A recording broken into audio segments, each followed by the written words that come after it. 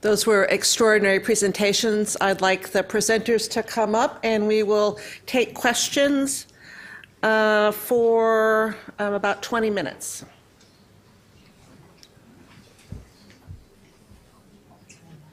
Eric.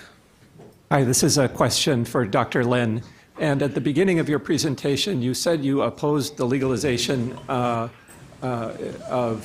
physician-assisted death, but not its practice. And I wondered if you could expand a little bit on that comment. The patients that I serve are elderly and disabled, and they have simply not been part of the conversation. So at the present time, there is a 2-year waiting list for home-delivered care in Maryland. There's a 2-year waiting list for Meals on Wheels in Detroit. We are not talking about the fact that there are huge numbers of people for whom these issues are not academic. These issues are, they will lose their farm, they will lose their business, they will lose their legacy in the medical care system we've put together. If we all decided that we were going to not provide for long-term care, then people would have to make their choices in that framework. But we have not decided that because we haven't even discussed it. So that's why I oppose the policy, the legalization. For myself, and certainly for some individual patients, I can see the moral claim, the autonomy claim, but making it legal puts a huge numbers of people tremendously at risk. We'll talk about this some more tomorrow in the long-term care section. Yes, this question is for Dr. Keown. Dr. Keown, in distinguishing between withholding of treatment, which you seem to say was appropriate, and voluntary euthanasia or physician-assisted suicide, you seem to place a great deal of weight on the physician's intention. And I recognize the Supreme Court did as well. But isn't intention a very malleable concept? Because in fact, can't you describe the physician's intent in the case of physician-assisted suicide or physician-assisted death as not wanting to kill the patient, but giving the patient the means of control over the timing of the person's death? And in fact, statistics indicate that in Oregon, 1/3 of the patients don't use the lethal prescription, so they survive, presumably, until they have a natural death. I would think that statistics compares favorably with the number of patients who survive the withdrawal of treatment, in which case the death is almost certain. So isn't the making this big distinction, an ethical distinction, based on the intention of a physician really dependent on how one views the treatment? If one favors withdrawal of treatment, you'll say, well, the physician isn't focused or it doesn't intend the patient's death, but just intends to honor the patient's autonomy. Can't the same be said for the physician who prescribes the lethal medication? Intention plays a crucial part in law, and juries determine every day what people's actual intentions were, either as an end or a means. So the question is, what was the person's purpose as an end or a means? So if the doctor's purpose is to withdraw a futile or useless treatment or to respect the patient's refusal of treatment, it need involve no intent whatsoever to hasten the patient's death. Whereas if the doctor's intention is to hasten death, and it can be an intention to assist suicide even if the patient doesn't take the pill, the reason you're prescribing the lethal substance to the patient is precisely so that he or she can commit suicide if he or she decides to do so. So it's what we call a conditional intent. So I don't think there's a problem. This is a very standard principle, well established in law, and it applies here as it applies in many other areas of law. Great. Oh. So Dr. Strauss, in light of Dr. Kim's wonderful talk, I want to ask the following. I think you said there were 9 referrals for mental health screening at UCLA, and I'm wondering if that's too low. And then secondly, in other words, should there have been more? And is the reason, if you could, maybe you might need to speculate, is the reason perhaps the number should be higher, is that because the referring, the oncologist at UCLA either thinks definitively this person definitely lacks capacity, I don't even need to send it for mental health screening, I'm confident that they lack it, or is it the opposite, where they're so confident that this person definitely has capacity, they definitely do have capacity, I don't need to send them? Yes. I think the referral rate, Neil Wenger, who is the closest to the data, will correct me, is about 5 or 6%, which is about the same rate in Oregon. We didn't set out for that. That just looks like about what it is. I think Linda has made the point that if the prevalence rate of mental disorders in a older population is 20 to 25%, and if in a group of people with terminal illness, you might speculate that it actually would be higher than that, then you could say, yes, that's too low.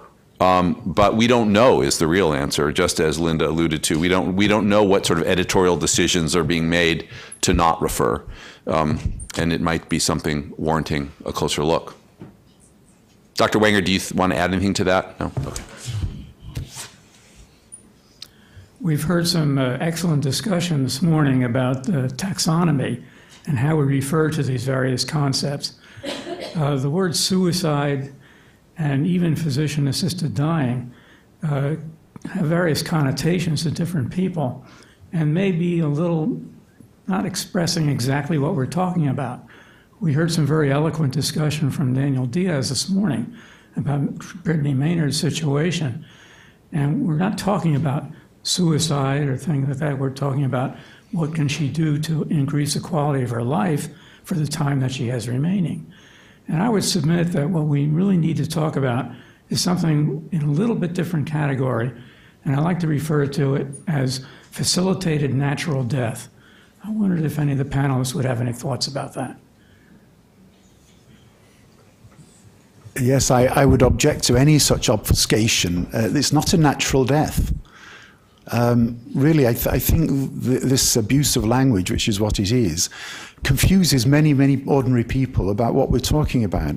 We should be very clear whether we use the word suicide or intentionally ending one's life. I have no problem with that at all, but we shouldn't pretend that deliberately ending life is anything other than an unnatural death. It's not nature that's ending the life of the patient, it's the doctor or the patient him or herself. So I'm all for finding, whatever phrase we want, but one that actually captures precisely what's involved and doesn't obfuscate it by as it were, conflating natural death and unnatural death. I would just weigh in that very few people now die without something being foregone.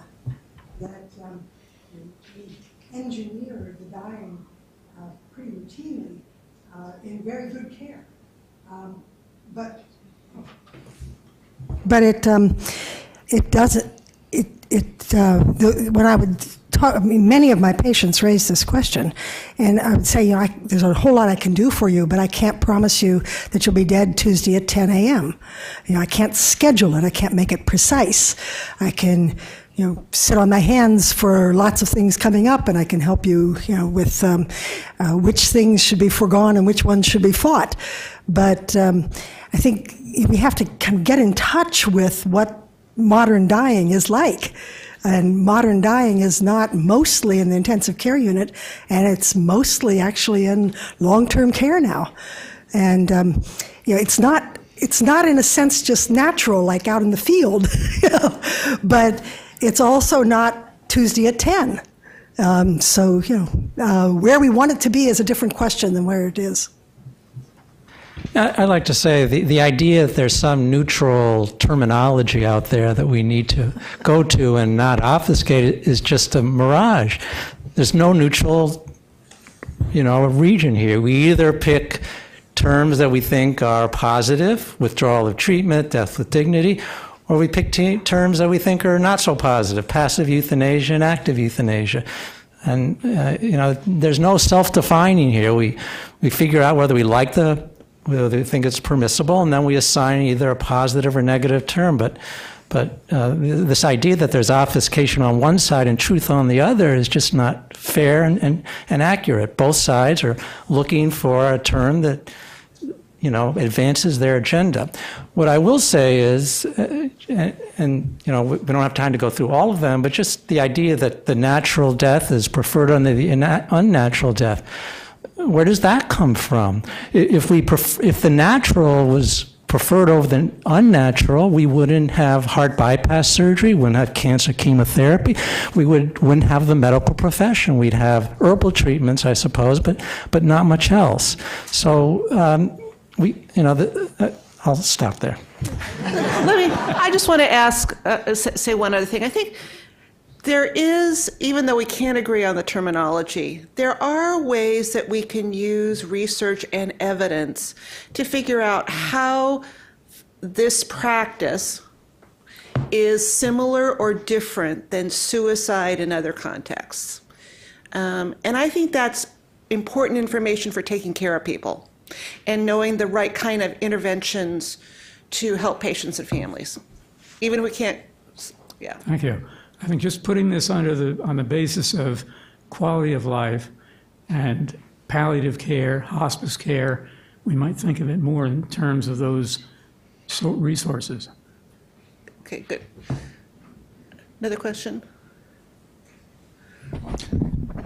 Very quick comment and a question. The quick comment is, I'm not sure everybody is aware that 3 months ago, the American Association of Suicidology came out with a policy statement distinguishing medical aid in dying from suicide, exactly as you were just describing. So it's worth reading that. It came out 3 months ago. Could I comment on that?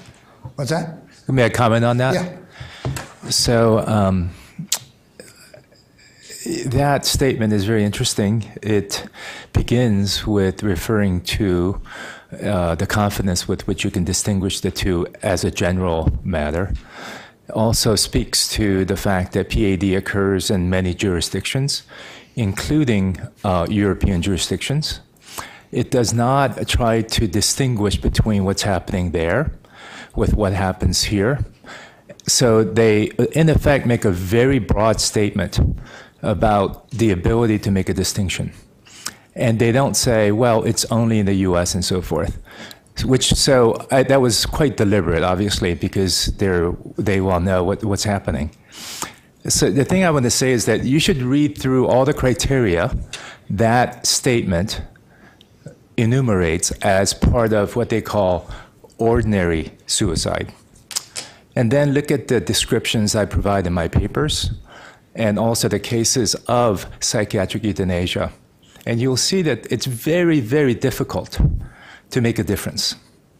And I think that having read many of these cases, it is puzzling to me that an association that is on record as being devoted to prevention of suicide would provide a definition that clearly obfuscates what is actually happening in these countries where up to 15% of the people who receive euthanasia receive it for non-terminal indications. So I think it's not an easy matter to make these kind of distinctions. Question. My question for David. I enjoyed your comparison of medical aid in dying versus withdrawal of treatment, the legal comparison. I'm wondering if you've looked at a couple other scenarios which maybe are in between those two, palliative sedation, how that compares, and also we know a lot happens in hospitals and nursing homes today, the wink and the nod, the physician and the family get together without any protection. So legally, how does that compare to the two? No, the palliative sedation is a great example that really shows the blurring of these distinctions, right? So palliative sedation, we can't really, to relieve the pain, the only way we can relieve the suffering of the patient is to render them anesthetize them, right? So morphine doesn't do it. That such excruciating pain or such excruciating shortness of breath from their chronic emphysema that all we can do, or their nausea, whatever, the only thing we can do is make them unaware. And then, so we say we can do that. We can relieve suffering, we can sedate them.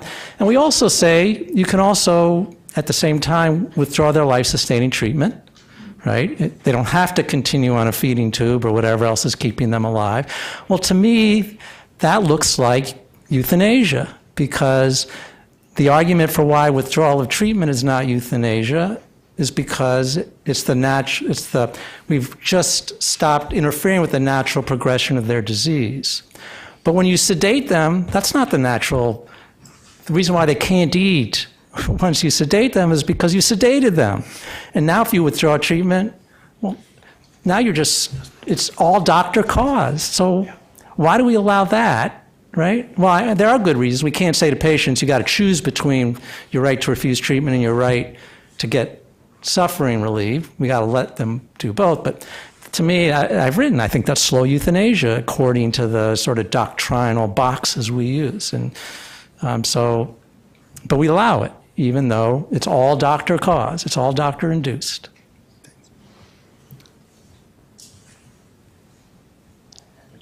Go ahead.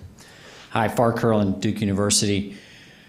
Picking up, I guess, this thread of conversation about whether our language is identifying accurately what we're doing prior to the analysis of whether we should or should not be doing it. I wanted to pick up, Dr. Strauss, on something I find quite intriguing, which is the story of the two men who died by gunshot wound. And this is a question to the panel, which is to dig in a little with what is the distinction that leads you to call that, and many people to feel that's a worst case scenario.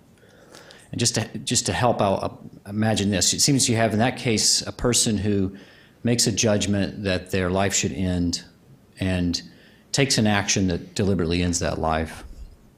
No healthcare professionals are involved. If that person had gone to see, as your patient you described, a healthcare professional, had the evaluation, had the healthcare professionals help them, it seems to me, and I'm opening this for pushback, that you have a person who believes their life should end, an action is taken to end their life, and now a bunch of healthcare professionals are involved. So what is it in your mind that makes the one better than the other, particularly in light of the side effects potentially of the healing professions now being habituated to taking actions to end people's lives? And would it make a difference if those two men had taken a bottle of pills rather than using a gun? So I have a few thoughts. I think it's a great question. And indeed, the end result was the person was dead. So I can't argue that point.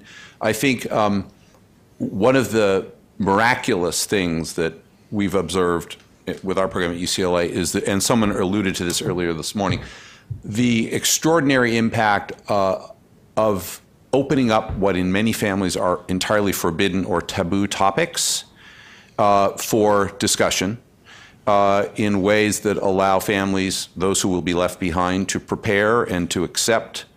Now, these dismissive attachment guys might or might not have been into that, right? I can't tell you that they would have been. But I think, and Linda has shown us what available evidence there is about the ways in which that may make for better adjustment after the loss. So I think that's one part of it. I think the other part of it, and actually at a personal level, this is one of the things I found most disturbing, and again, this was before the law was active, and I know this is going to sound controversial, but I think it is a form of patient abandonment when we say to people, we will talk with you about anything, but we won't talk with you about your desire to die. And if you insist on actively pursuing that, we're done, or we will not continue to care for you, or at least we won't go there with you. And I think, particularly for people with fragile relatedness to begin with, that message gets picked up in all kinds of ways that, again, just felt like a loss of an opportunity to relieve suffering. And finally, in terms of the obvious things, the first responders whose job it is to come respond to the violent gunshot death, the families who discover that, who were totally unprepared for it. So just a few thoughts. Yeah, I'd just like to add, and those are very important reasons. Another one is by having physicians involved, there's the physician to screen, to identify the person whose decision-making is impaired. If you leave it to, if you leave it to the patient alone, they may use the gun on the basis of impaired judgment. They also may do it more on the basis of a mistaken understanding of their medical condition. Had they gone to the physician could have given them more information. On the habituation, yeah, that's a risk, but that's the risk when you turn off ventilators. Susan Toll, who's at Oregon, wrote a great piece about when she was involved in turning off a ventilator with a patient with post-polio syndrome, had polio as a child, came back, was going to be ventilator dependent, and how distressful it was to her to turn off that ventilator. And it is hard. And we don't want it to be too easy to turn off a ventilator. So all I want to say is these issues about the risk you raise with cost and coercion, all that, are no different with withdrawal than with aid and dying. And what I'd like to see on the evidentiary gaps is the same studies people want to run for aid and dying, we should be running the same studies on withdrawal, because when we do run those studies on withdrawal, we see the same problems about patients' wishes not being followed with living wills, or the decisions being driven by the doctors rather than the patients. Same issues. So if we're going to worry about the evidentiary gaps and these practices, we should be doing it across the board. Okay, we are at the end